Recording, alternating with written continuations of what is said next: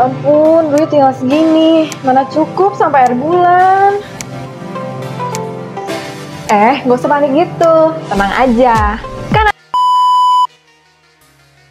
Coba perhatikan, berapa kali hari ini kalian scroll media sosial dan melihat iklan pinjaman online? 5 kali, 10 kali, atau bahkan sampai kehilangan hitungan? Tahukah kalian bahwa dalam 24 jam, rata-rata pengguna media sosial di Indonesia terpapar lebih dari 50 iklan pinjol? Itu artinya, setiap 30 menit sekali, ada iklan pinjol yang muncul di timeline kalian.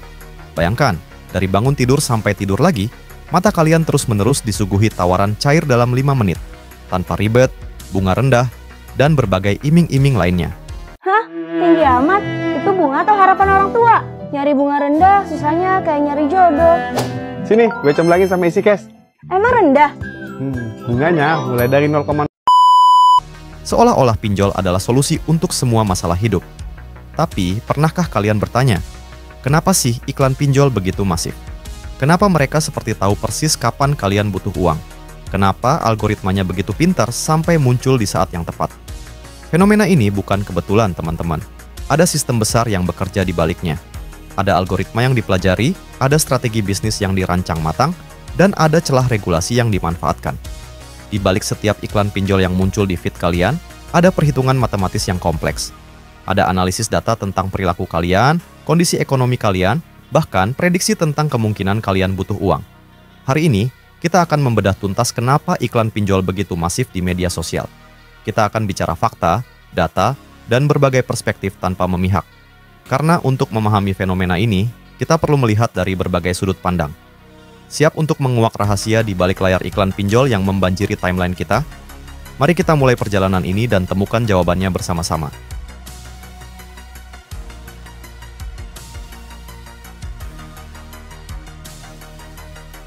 Mari kita mulai dengan angka yang mengejutkan. Berdasarkan data Otoritas Jasa Keuangan atau OJK tahun 2024, jumlah platform pinjol legal yang terdaftar mencapai lebih dari 100 perusahaan. Bandingkan dengan tahun 2018 yang hanya sekitar 20 perusahaan. Pada 2023, total penyaluran kredit fintech lending mencapai 87 triliun rupiah. Angka ini naik hampir 300% dibandingkan tahun 2020. Pertanyaan yang muncul, apa yang membuat industri ini tumbuh begitu cepat dalam waktu singkat? Pandemi COVID-19 mengubah segalanya. Ketika ekonomi terpuruk, banyak orang kehilangan pekerjaan atau mengalami penurunan pendapatan.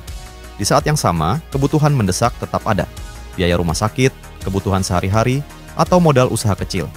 Bank konvensional dengan prosedur yang panjang dan persyaratan ketat tidak bisa merespons kebutuhan mendesak ini dengan cepat. Apakah ini yang membuat masyarakat beralih ke pinjol sebagai solusi darurat? Selama pandemi, penetrasi internet dan penggunaan smartphone melonjak drastis. Data Asosiasi Penyelenggara Jasa Internet Indonesia, APJII, menunjukkan 73,7% penduduk Indonesia sudah menggunakan internet pada 2023. Artinya, ada lebih dari 200 juta orang yang berpotensi menjadi target pasar pinjol. Faktanya, masih ada 48% penduduk dewasa Indonesia yang belum memiliki akses ke layanan perbankan formal. Bisakah pinjol menjadi jembatan untuk inklusi keuangan yang selama ini sulit dijangkau? Industri pinjol bukan hanya tentang perusahaan pemberi pinjaman. Ada ekosistem kompleks yang terlibat. Perusahaan teknologi finansial, investor dan venture capital, partner perbankan, perusahaan riset kredit, debt collector, dan marketing agency. Setiap elemen dalam ekosistem ini memiliki kepentingan untuk memperluas jangkauan pasar, dan media sosial menjadi saluran paling efektif untuk mencapai tujuan tersebut.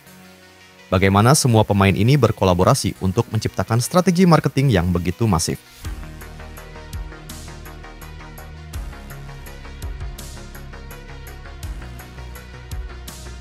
Platform media sosial seperti Facebook, Instagram, TikTok, dan YouTube memiliki algoritma canggih yang bisa melakukan micro-targeting. Mereka bisa menargetkan iklan berdasarkan demografi, perilaku online, interest dan hobi, status ekonomi, bahkan kondisi keuangan berdasarkan pencarian dan interaksi dengan konten finansial. Bayangkan, algoritma bisa mendeteksi seseorang yang sedang mencari informasi tentang pinjaman cepat atau butuh uang mendesak, dan langsung menampilkan iklan pinjol yang relevan. Seberapa dalam sebenarnya platform media sosial mengetahui kondisi keuangan kita? Biaya iklan di media sosial jauh lebih murah dibandingkan media tradisional. Dengan budget 10 juta rupiah, perusahaan pinjol bisa menjangkau ratusan ribu orang yang sudah tersegmentasi dengan baik. Bandingkan dengan iklan TV yang butuh miliaran rupiah untuk jangkauan nasional, tapi tidak bisa memastikan apakah yang menonton adalah target market yang tepat. Cost effectiveness ini membuat hampir semua platform pinjol mengalokasikan budget marketing terbesar mereka untuk digital advertising. Apakah efisiensi biaya ini yang membuat iklan pinjol begitu agresif di media sosial? Iklan pinjol menggunakan teknik psikologi marketing yang sangat canggih. Urgency dengan kalimat cair dalam 5 menit. Komponen placement social proof dengan sudah dipercaya 5 juta orang. Zrenia dan FOMO dengan jangan sampai kesempatan ini hilang. Mereka juga memanfaatkan momen-momen tertentu seperti awal bulan ketika gaji habis, menjelang hari raya, atau saat ada kebutuhan mendadak. Timing ini tidak kebetulan, tapi hasil analisis data perilaku konsumen. Apakah kita sadar bahwa setiap kali melihat iklan pinjol sebenarnya sedang dimanipulasi secara psikologis? Tidak semua iklan pinjol bersifat hard selling. Banyak yang dikemas sebagai konten edukasi, tips mengelola keuangan, cara merencanakan keuangan keluarga, atau solusi keuangan untuk UMKM. Strategi ini membangun trust dan positioning sebagai financial advisor yang peduli. Iklan pinjol juga sering dikaitkan dengan gaya hidup dan aspirasi, liburan keluarga, renovasi rumah, modal usaha, atau pendidikan anak. Mereka menggunakan influencer dan micro-influencer untuk membangun kredibilitas dan kedekatan emosional dengan audiens. Bukankah genius? Mereka tidak langsung jualan pinjaman, tapi jualan mimpi dan harapan.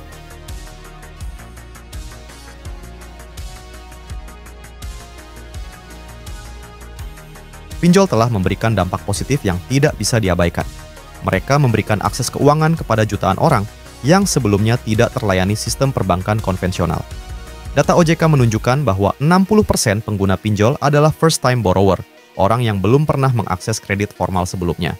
Pedagang kecil di pelosok daerah, ibu rumah tangga yang butuh modal usaha, atau pekerja informal yang tidak memiliki slip gaji, kini bisa mengakses layanan keuangan dalam hitungan menit. Apakah kemudahan akses ini sebanding dengan risikonya? Di sisi lain, dampak negatifnya juga nyata dan mengkhawatirkan.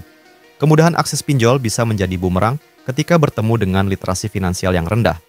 Beberapa orang terjebak dalam debt trap, meminjam dari platform A untuk bayar platform B, dan seterusnya.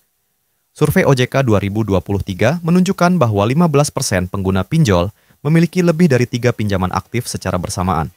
Masih ditemukan kasus penagihan yang melanggar privasi, seperti menghubungi kontak di ponsel peminjam atau melakukan shaming di media sosial. Ketika kemudahan bertemu dengan literasi finansial yang rendah, apa yang terjadi? Otoritas Jasa Keuangan telah mengeluarkan berbagai regulasi untuk mengatur industri ini. POJK nomor 10, 2022 tentang layanan pinjam-meminjam. Berbasis teknologi informasi, pembatasan bunga maksimal 0,8% per hari, kewajiban transparansi biaya, dan standar penagihan yang etis.